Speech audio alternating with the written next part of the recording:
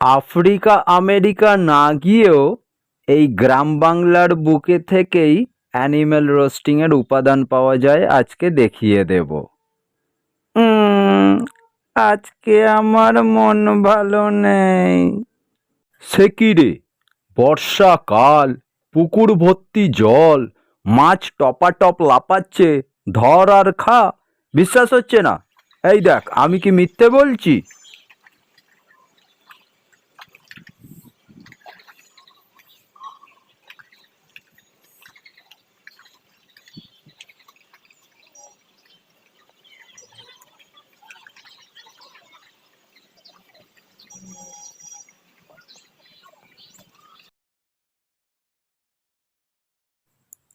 হবে না, ওর দ্বারা হবে না।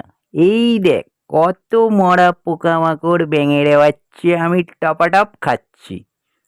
ওর বয়স হয়ে গেছে, ও খালি খাবে আর ঘুমোবে। আমায় চিনতে পারলি না? আমি হলাম তোদের কাক্কু পাখি। কাক্কু, কাক্কু। এটা কোনো কথা হলো? আমার কাছে কি ছিপ আছে না জাল আছে যে আমি মাছ ধরবো? আমায় কি সাঁতার কেটে মাছ ধরে খেতে হবে? তোদের প্রাণে কি দয়া মায়া নেই? একটু শান্তিতে নিরিবিলিতে বসবো, তারও জো নেই। মানুষের পোলা, নিজে মালিকের গোলামি করছিস কর না। আমাদের জীবনটা অন্য রকম। উইডারি সারান দেও কর্তা। এই দেখো, আমি জলমরিগি। আমার ছবি আগে তুলেছ কখনো? আমি তো তোমাদের পুকুরে আসতামই না, অন্য জায়গা থেকে এসছি। পোজ দিচ্ছি, তুলে নাও, তুলে নাও, পরে পাবে না। আমরা এখন বিলুপ্ত প্রায় প্রাণীর পর্যায়ে চলে গেছি। বেশি দেখা যায় না তো। গেঁড়ি গুগলি, ছোট মাছ, ব্যাঙের বাচ্চা, ব্যাঙাচি সবই আমরা খেয়েই থাকি। আমার সঙ্গে জলবিহারের মজা নাও। এবার তোর মরা গাঙে বান এসেছে, জয় মা বলে ভাষা তোরি। ই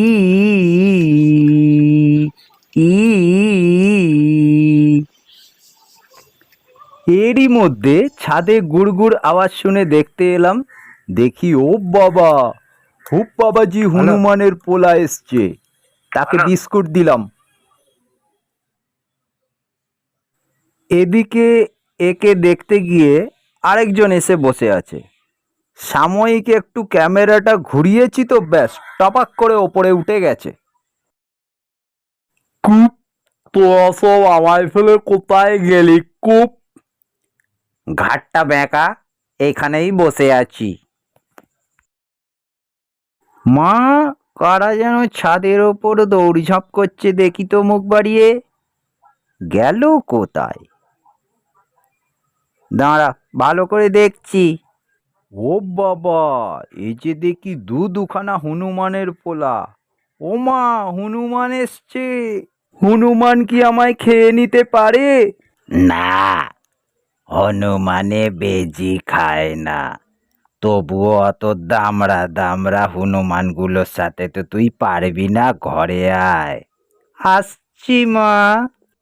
কেটে পড়ি, কি জানি কি হয়ে যাবে কীট থেকে।